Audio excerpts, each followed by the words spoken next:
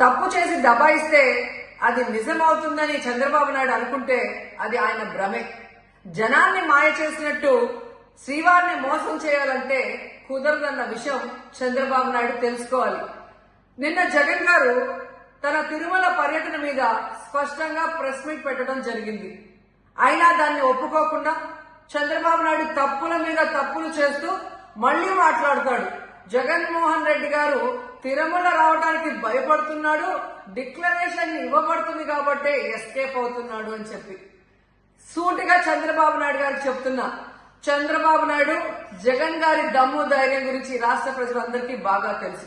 నిన్న కూడా ఆయన భయపడేవాడైతే అంత స్పష్టంగా ప్రెస్ మీట్ పెట్టి ఏ విధంగా తన మతం మానవత్వం, తను ఏ విధంగా బైబిల్ చదువుతారు, బయటకు వచ్చినప్పుడు హిందువుల మనోభిప్రాయాల్ని గౌరవించి గుళ్లకు వచ్చి పూజలు చేస్తారు, అలాగే మసీదులకు వెళ్లి ఎలా పూజలు చేస్తారు, అలాగే సిక్కుల్ని గౌరవించి ఎలా వాళ్ళ పూజలు చేస్తారో చెప్పడం జరిగింది.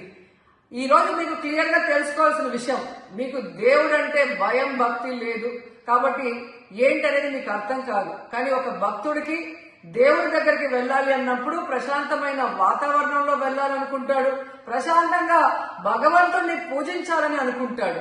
కానీ ఈ రోజు మీరు జగన్మోహన్ రెడ్డి గారు తిరుమలకు వస్తానని అనౌన్స్ చేసిన దగ్గర నుంచి బీజేపీలో కొందరు, జనసేన, తెలుగుదేశం పార్టీ ఎలా అలజడి సృష్టిస్తున్నారో అందరూ కూడా గమనిస్తున్నారు.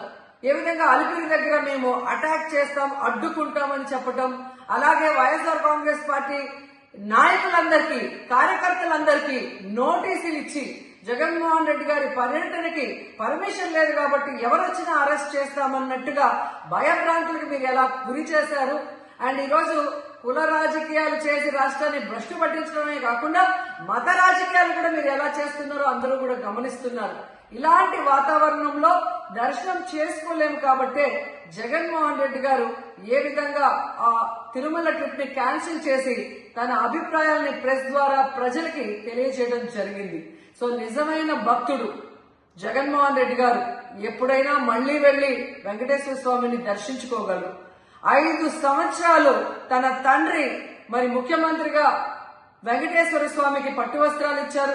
జగన్మోహన్ రెడ్డి గారు 5 సంవత్సరాలు మరి పట్టు వస్త్రాలు ఇచ్చిన తర్వాత ఈ నీచమైన రాజకీయాలు చేస్తూ డిక్లరేషన్ పేరుతో మీరు మాట్లాడుతూ ఎవరు అడ్డుకున్నారు అని చెప్పి మళ్లీ దిగజారుడు రాజకీయాలు చేస్తున్నారు.